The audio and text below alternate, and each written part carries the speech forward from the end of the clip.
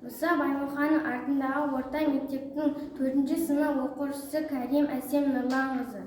Мұқағали Мақатаев сәлемдеме. Менен сәлем айтқайсын сұрағанға, сұрағайсың үй іші дінаман ба.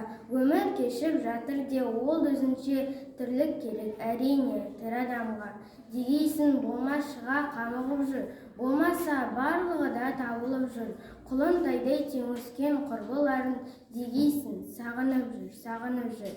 Айтқайсың жағдайымды өзің көрген, аман де әзірге тек көз ілгеннен.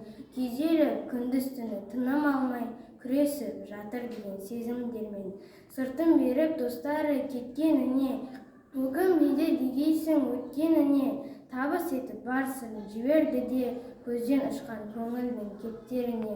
Сендерді ол ұмытып кетсеңдер де дегейсің, сендерді ол қия алмайды.